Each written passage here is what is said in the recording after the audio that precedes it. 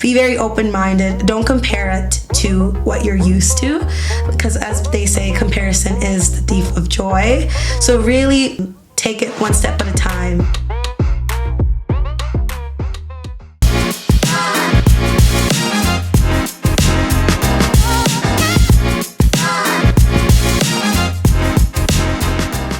Faith, I have to ask you, what was like that moment that kind of was like, all right, I have to go to Ireland? Like that moment that made you think, all right, nah, I'm going there.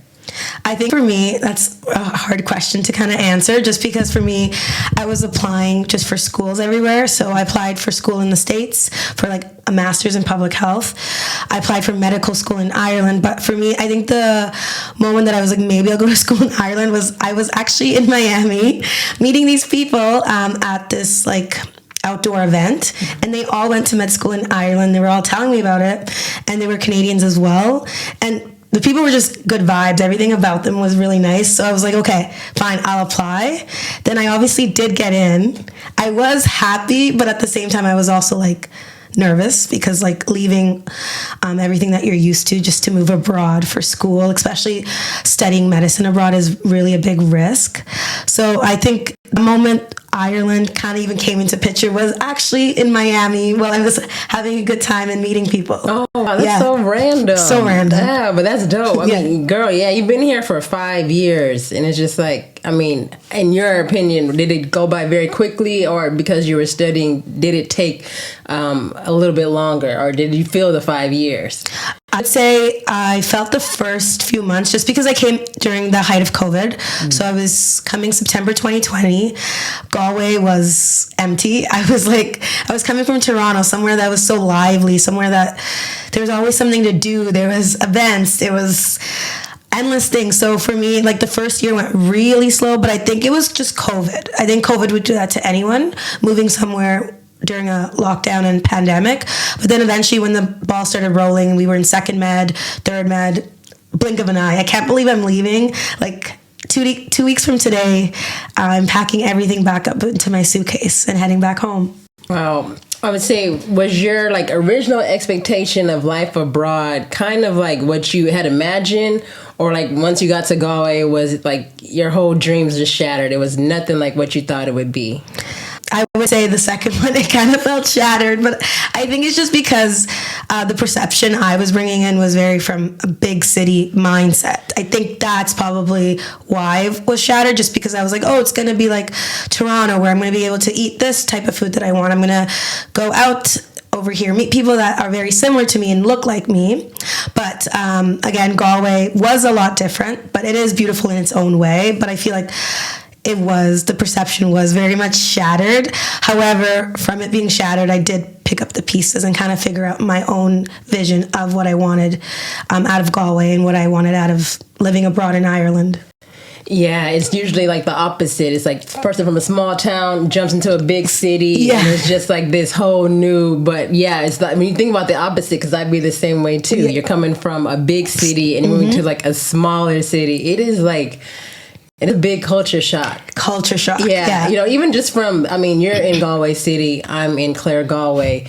And just even the difference there, you know, from the buzz. I mean, you have a little bit more going on in town. And as you can see, like, I'm more in the country. Yes, in the country, guys. So it is. It is definitely a big difference. I want to ask you, I know you're studying medicine, but like, so what kind of inspired you to take that route? Did you know it like at a very young age, or was this something like, I know you were thinking like in your master's in public health, was this something that probably came on to you kind of like maybe later on in life that you thought, hey, maybe I'll go this route?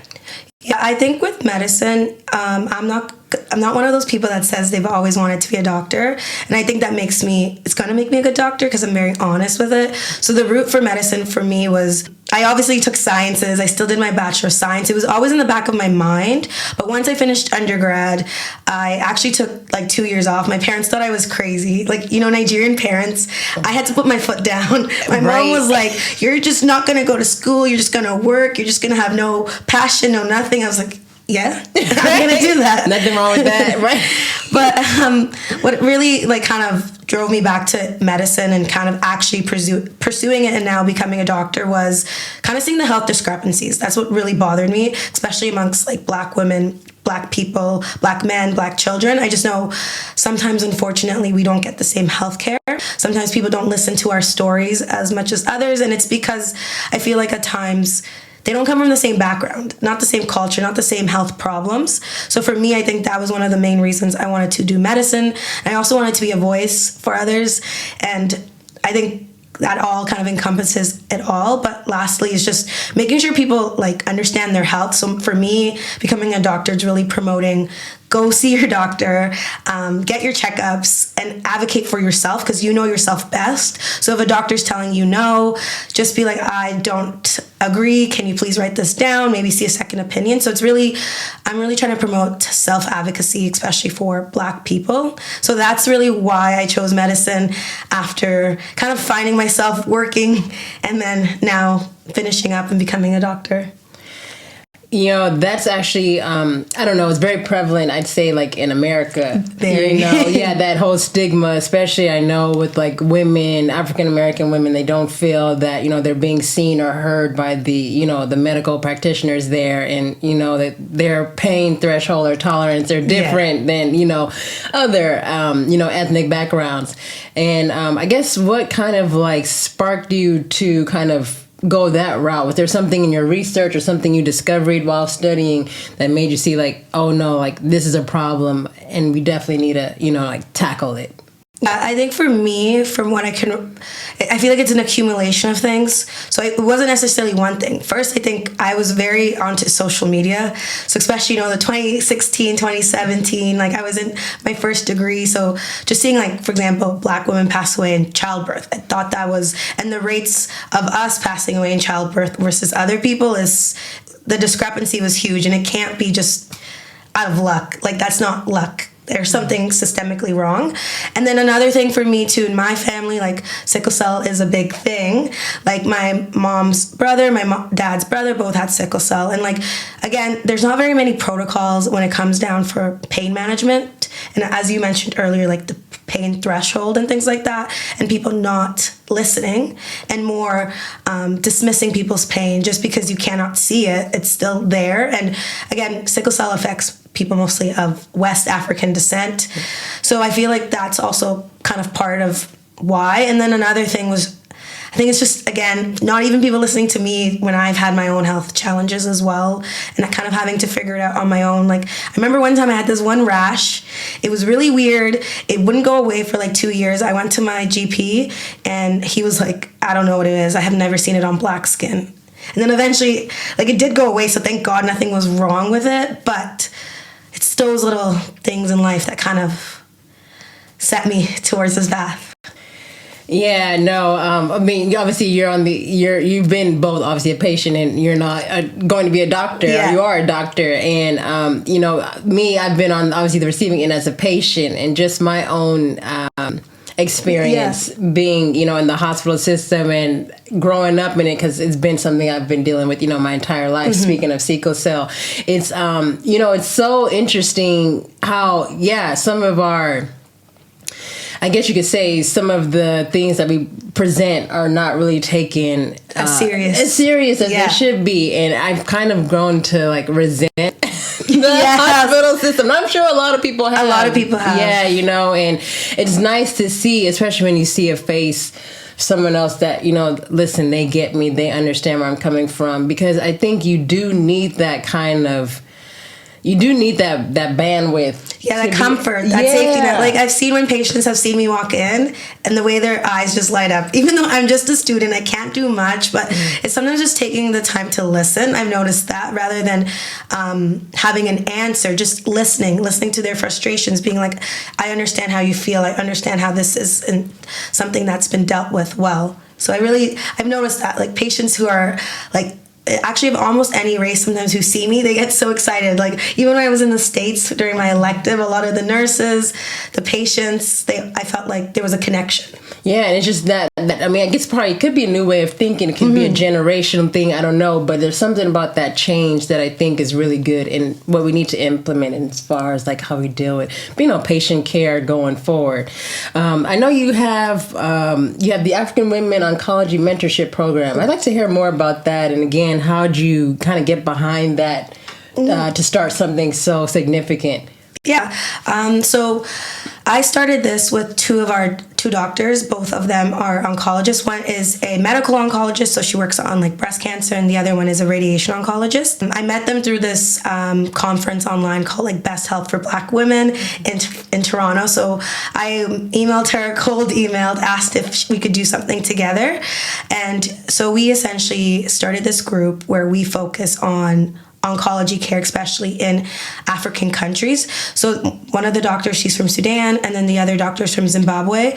But one thing that's really forgotten about is oncology care in a lot of African countries, just because we are burdened with the infectious disease burdens and like other things.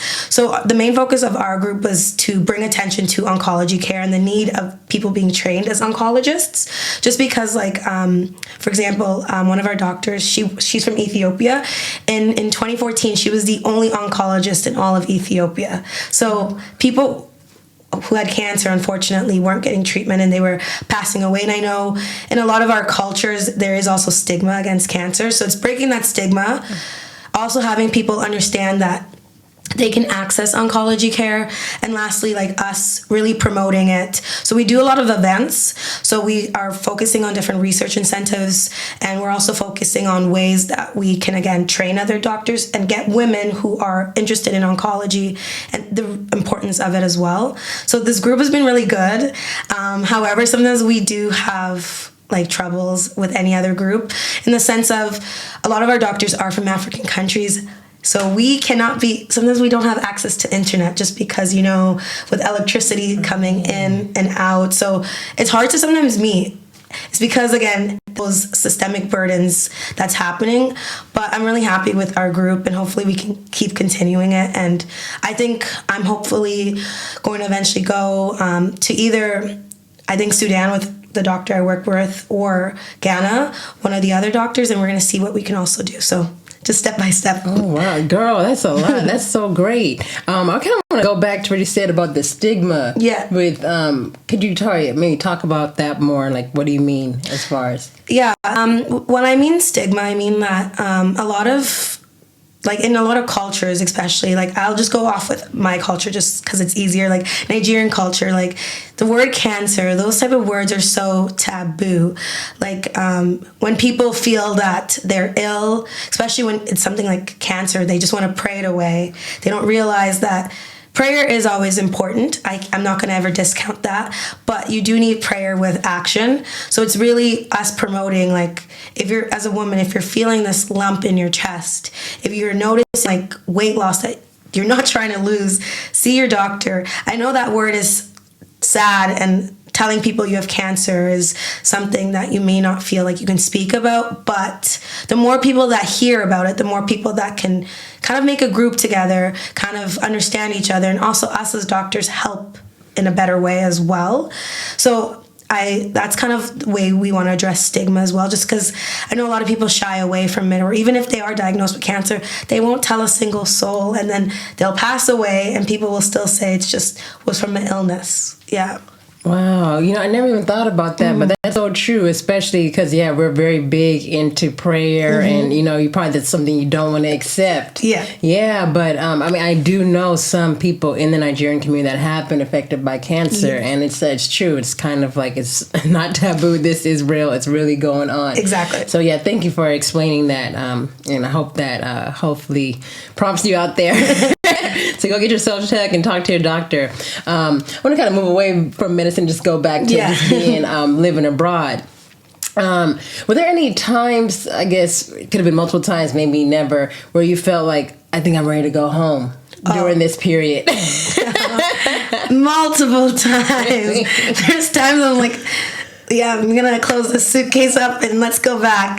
Multiple times. I felt like, especially when I first got here, and I do think, again, COVID had a big impact on me wanting to leave. I was like, this is just not me. This is not what I'm used to. I'm not enjoying it. The weather is a bit rainy. I was kind of having not the most positive outlook on my experience. I was like, I'm having classes online. I'm not meeting anyone. I'm stuck in my like room. I don't know anyone. The most fun I have is walking to Tesco to get some groceries. And then other times too is just like, for example, conflict with other people where you're like, yeah, I don't know, I'm just ready to go home. I'm ready to have my safety net and the people that I'm used to. But I do think that comes with anywhere you are, even if you are home. Sometimes you want to even leave home.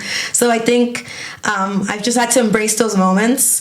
Really, like, sometimes I would ruminate on it, but not for too long, and kind of just assess, like, okay, why am I feeling like this?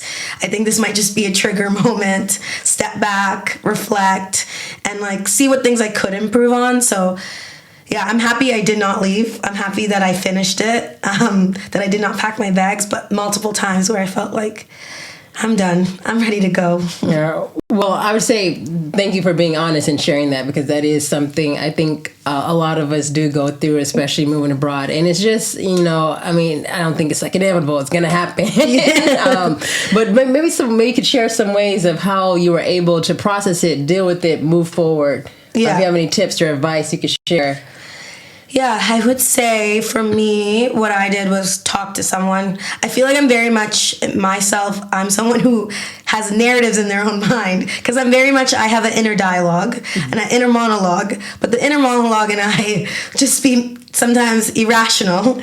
So like one thing I would do is either like talk to my family or my friends about it, or my partner, and really like just really talk about it and get it from a different perspective, because I think sometimes you're clouded with your own perspective, and when you want something your way, you will find any way to justify that answer. So I think talking to people, and then for me, I'm a big walker, so walking always clears my mind. So I would like walk, and sometimes like I would just do things just like sleep, watch movies, and if I had to, cry about it, kind of let the emotions like be let out. I feel like sometimes it's just pent up emotions and frustrations. So I think those are some of the ways that I really dealt with it. And then I feel like other times I just didn't deal with it well. And I was just like, okay, like you paid to be here, you have to do it. So I think I also did the tough love. Yeah. So I just had to be like, you have to do it. So it was like a combination of it all. Oh, no, that's good. Well, I mean, obviously you're in a very challenging position. I would say even with your studying and moving abroad, like you have a lot of, challenges. I guess, like our fears kind of hold us back from a lot of big decisions. And, obviously some of these fears can keep you where you're at. If you don't, basically just challenge them and go forward. Mm-hmm. I'd say what are probably some fears or something that kind of like you feel like you had to overcome where you are right now? I think for me, my fear was more my imposter syndrome, and I'm kind of having to bring it back to medicine, sorry, just because like I did come here to study medicine, but for me, like I met a lot of my classmates. They had like their master's degrees, they were having this research published, this published. For me, it's like I did my first degree, which I was happy with, did well, but I just worked, I didn't publish anything, I didn't do research. And then also coming in as one of the only Black international medical students. So it's, again, people kind of looking down, things like that. And like when I first came to medicine, I was very much dressed up, always my makeup done, eyelashes, all of that. So I do feel like that gave a bias. And I felt like a lot of my classmates, like we'd be splitting up into group projects and people would be like, oh, I don't want to be with Faith. She doesn't seem like she would do good work, and all of that. So that did play more into my fears. But then eventually I think I was just like, honestly, people can think what they think. I know I'm capable. And from that imposter syndrome, I turned it into a way to stay like not only humble, but also like very on top of my things. So when it came to like different rotations or different things, if I had issues with it, I had no problem telling people, no, I'm not sure, but can you help me with this? And also with that fear, I think it just made me stronger and not really focus too much on other people's opinion. I still have sometimes the odd imposter syndrome, but I'm really happy where I've come. And as a medical student, like only about 10 of us are going back to Canada, and I'm one of the 10, and there was over like 70 of us. And the people who did say that I wouldn't work the best and all that are the ones that unfortunately will be staying for a bit, which is fine. Everyone has their own path. But I know that I was very capable and that I was going to make it home for residency, whether it was Canada or the United States. So I think that's what I really did to kind of conquer those fears. I love it. Black girl magic. Okay? Exactly. Well, you know, it's good because, you know, when that self-doubt creeps in, it's hard to like find something to keep you motivated. So hard. You know, and I guess it's probably come back. What was your why for doing all of this? Exactly. It was back to the why. Like, why did I choose medicine? It wasn't to please other people. It wasn't for other people's opinions. It was because I hopefully want to make a change, and also just want people, especially Black people, to advocate for themselves and understand their health. So that's, again, the why. So let's see, you've completed 5 years now. 5 long years. 5 long years. What do you think in the next 5 years? What do you hope to be like, wow, I did this? What did you achieve? Or what does that kind of look like for you? Ooh, that's really tough. Because it's always hard. Like, the 5-year plan, it's constantly changing. But in the next 5 years, I hope, again, to be a fully practiced physician, pay off the line of student loans. So that's part of one of the goals. I think the other things that I would like to do is, again, like, really promote people, again, health literacy, health advocacy, and seeing if I can make a change in some policy. So now I'm doing research actually with one of the doctors at Johns Hopkins. We're kind of focusing on a project when it comes to like social determinants of health and heart health. So we noticed she kind of put me to this path where sometimes it's great to like advocate for patients, but sometimes it needs to be in legislation. So with us having data and us doing research projects, we can maybe implement new things to change outcomes. Like, even for example, like in cardiology, they keep promoting the Mediterranean diet, which is very great for heart health, but a lot of people don't come from the Mediterranean. We need to promote diets that also fit into people's cultures, where that could also protect them, because a lot of parents are not going to switch to eating just random beans and things that are just not in their diets, whether you're of a Nigerian descent, Indian descent, like, so it's also those little things, because that's also the bias lens in medicine when we're told to do something this way, but they haven't looked at all the population and everyone's food and everyone's culture to kind of integrate into their health. Yeah, that makes a lot of sense too when you think about it, because I mean, Nigerians, they love their fufu, Yeah. you know, they love their rice, they love Exactly. you know, their starches, and it's true. It's like, yeah, we need to find ways to make it more accessible or applicable to many different ethnicities. So I like that. That's really good to hear. Girl, you have the 5-year plan go. yeah, hopefully.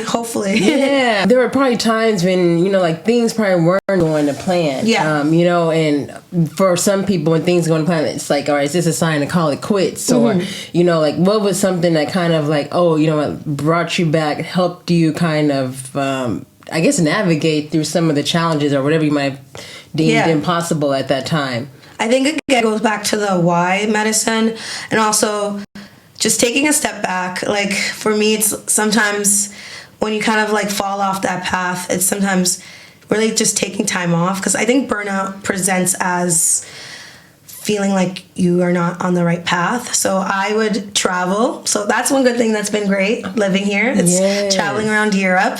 Also talking to friends, family, partner about anything that's going on. I really felt like that kind of navigated me back. And then just the patient interactions. I think seeing the patients, especially when patients are like, you made my day. It's like those little things. Because like as medical students, we don't save anyone's lives. But we do like histories and exams, and we order some things. I think those are the whys. Why when patients are like, you're one of the only people that have listened to me like 5 years, I'm like, wow, that makes me feel like I'm doing a good job. Yeah, I guess it still goes back to like why you feel like you need to do this and why you need to be that voice for some other. It's so funny to even hear that here in Ireland, because Ireland is obviously smaller scale. It's way smaller. Yeah, and just to hear that, I mean, I'm sure it's the feedback is very appreciative. Yes, you know, it feels good. Were you the only Black student? Well, there's at least 3 of us or 4, but 2. They're Irish, everyone else. Like I'm the only like Black North American student. Yeah. Like I think with Ireland, they are also changing. I think they noticed that in their healthcare field, they do also need a bit more representation, because there is a lot of like Black people actually in Ireland. Now you're pretty much done. You have your final exam coming up. You're about to graduate. Anything you can leave us with as you kind of go into this next journey, or anything you want to share, even about the expat experience, or just, navigating life as an international student. Maybe if it's an international student listening, you can share or give them some advice. I would say, as an international student, or even as an expat, like especially in a country like Ireland, really enjoy it. The people are very kind. I would say it's one of the more friendly countries you could go to in Europe, where you can still like blend in, fit in, ask for help. I feel like people are very like kind. I also feel like enjoy living abroad. Like I feel like a lot of the times we get so caught up about missing big events at home or people, but we're also like away. Like enjoy every moment, like savor every moment. Don't like have nostalgia. Actually enjoy the moments. Maybe get off your phone as well. And then the one thing that I really loved about Ireland was the accessibility to travel everywhere. Going to London one weekend, Italy, France. I really did enjoy all that part of it. And Irish food is good too. Trying a Guinness. You have to as well. You have to, yeah. But what I would say, like my little word of advice is, be very open-minded. Don't compare it to what you're used to, because as they say, comparison is the thief of joy. So really take it one step at a time. Make friends. Even what I did when I first came was I used like Bumble BFF to meet people. That's a good one. Yeah, and I got to meet some people, got to go to some events, but then eventually like school and everything got more hectic. So it's like I started just falling off, but really be open to it. And even Airbnb has great like tours and stuff like that. So I would also say that. I also took my first solo trip ever. Yeah, I went to Portugal alone and I made friends. Nice. Like really get outside of your comfort zone. Things that you wouldn't usually do, I would say do it. Oh, I love it. Because, the time is going to go. It is going to go. You never know when you'll be back here again, too. Yeah, so you can't be bored in the room. Exactly. Take advantage of the moment. Faith, thank you so much for joining me today. It was so nice to talk to you and just hear more about your story and, kind of like your journey. And I wish you the best in life. You've accomplished so much, and I know you're going to accomplish a lot more. Yeah. Thank you for having me. Yeah, I've really enjoyed it. Thank you.